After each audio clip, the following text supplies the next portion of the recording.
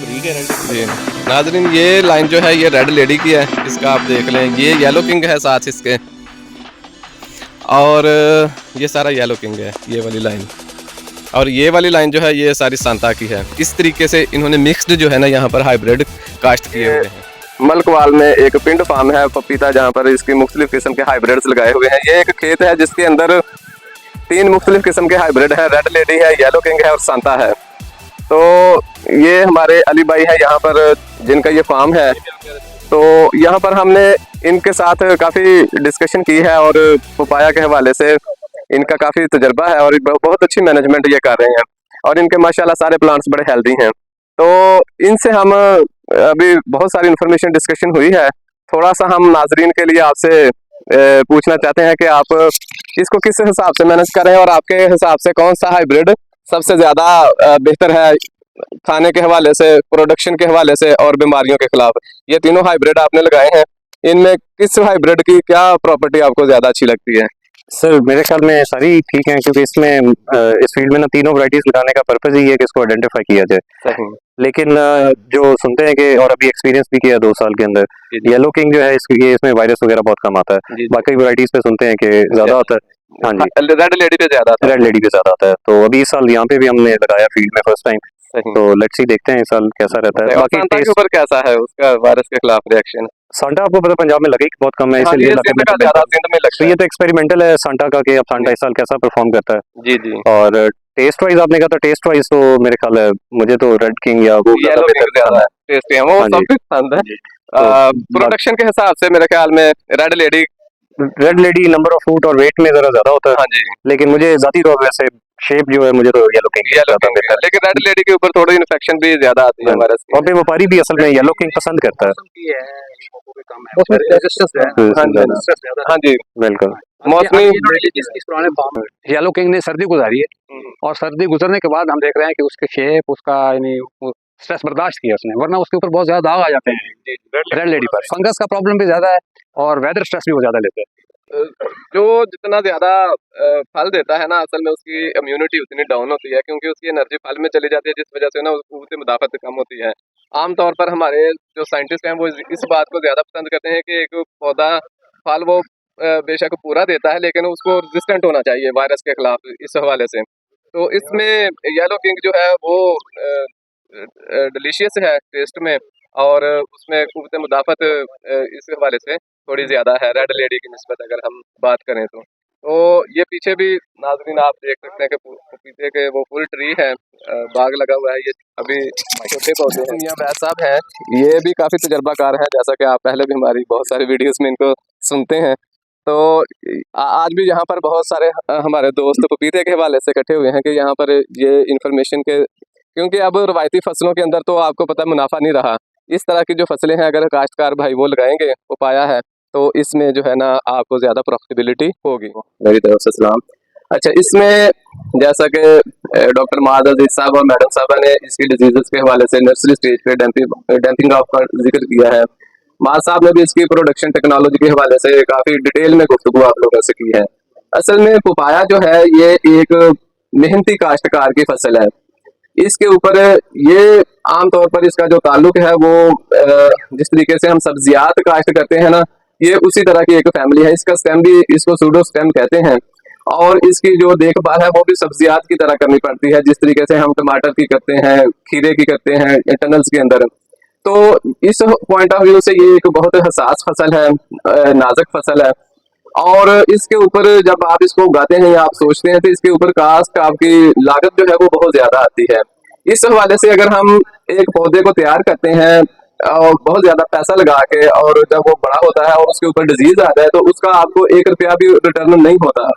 इस तरीके से अगर देखा जाए तो ये इसको कुछ लोग एक जुआ क्रॉप के तौर पे भी कहते हैं कि इससे अगर प्रोडक्शन हो तो बहुत ज्यादा आप के बारे न्यारे हो जाते हैं, लेकिन अगर इसमें नुकसान हो, कोई डिजीज आ जाए या कोई मौसमी हालात इस तरह के डेवलप हों, कोई यालाबारी हो जाए, तूफान आ जाए जिससे पौधे डैमेज हो जाएं, तो फिर इससे जो है ना वो आपका तमाम तर नुकसान जो है वो रिकवर नहीं होता। इसकी आमतौर पर जिस तरीके से पोल्ट्री फार्मिंग है ना, ब्रायलर मुर्गी है, उस तरीके से केयर करनी पड़ती है। जिस तरीके से आप एक छोटे बच्चे की केयर करते हैं ना, उसकी हर चीज का ख्याल करते हैं, पहले से पोलियो की वैक्सीनेशन करवाते हैं बच्चों को, हालांकि पोलियो की बीमारी नहीं होती। इसी तरीके से ये कोविड की बीमारी आई थी इंसानों के अंदर, तो आप लोगों ने इसकी जो वैक्सीनेशन करवाई कोविड की, हालांकि हर बंदे को कोविड नहीं था, लेकिन एहतियाती तौर पर जो पपीता है इसकी जितनी मैनेजमेंट है वो एहतियाती तौर पर है। अगर बीमारी आ जाती है फिर इसकी कोई मैनेजमेंट नहीं है, फिर आप उसको थोड़ा सा अपनी मैनेजमेंट करके डिले कर सकते हैं। एक पौधे के ऊपर आई है, 10 पौधों के ऊपर आई है, आप उसको 50 या 100 पौधों तक पहुंचने से रोक सकते हैं। लेकिन जो पौधा बीमार हो जाता है आप उसको रिकवर नहीं कर सकते। इस हवाले से इसके ऊपर बहुत सारी जो वायरसेस हैं उसकी बीमारियां हैं। यहाँ पर तो एक पपाया लीफ कर्ल वायरस बहुत ज्यादा मशहूर है, हर फार्मर ही जानता है जो ये पपीता लगाता है।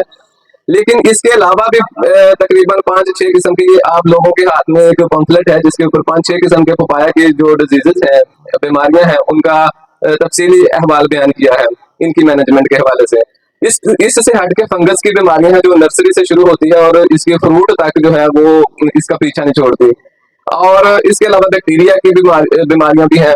लेकिन अगर इनकी तफसीर में मैं जाऊँ तो ये बहुत एक ना लंबा चौड़ा टॉपिक बन जाता है और बहुत सारी चीजें आपको फिर इन डिटेल टेक्निकल है वो समझ नहीं आएंगी।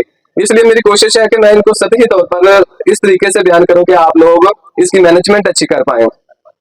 इसके अंदर सबसे जो बेस्ट वे है वो, जैसा कि यहाँ पर अली साहब ने ये जो ऑर्चर्ड लगाया है इसमें ये बेड के ऊपर लगाया है, तो सबसे पहले इसकी जो फंगस की बीमारियां हैं, इसकी रूट रॉट एक बहुत बड़ा प्रॉब्लम है। तो विद इन 2-3 डेज इसका तना जो जमीन के साथ वाला हिस्सा होता है वो गल जाता है।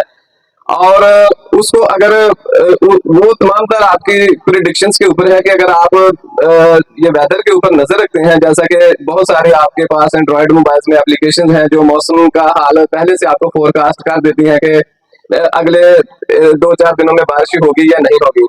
तो जैसे मैंने पहले कहा कि ये इसकी जितनी भी बीमारियां हैं, चाहे वायरस है, फंगस है, बैक्टीरिया है, आपने इसकी मैनेजमेंट पहले सोचनी है, पहले करनी है। क्योंकि ये आमतौर पर जो पपाया है ये आम फार्मर की जो है ना वो फसल नहीं है। जो आम गंदम, चावल, गन्ना काश्त करने वाला फार्मर है ना, उसके वो ये फसलों का पैटर्न और होता है ग्रोथ का। लेकिन जो पपीता है ये बहुत सेंसिटिव है और इसके ऊपर हर वक्त आपको नजर रखनी पड़ती है। आपको शाम को भी देखना पड़ता है, सुबह को भी। और जैसे ही मौसम साजगार होता है, जो बीमारी है उसमें 3 फैक्टर बहुत अहम रोल प्ले करते हैं। एक तो ये है कि जो बीमारी होती है वो आपका पौधा जो है उसके अंदर कुव्वते मुदाफत ना हो, फिर बीमारी आ जाती है। पैथोजन कमजोर भी हो, जो वायरस है, बैक्टीरिया है या फंगस है, वो उसको बीमार कर देगा।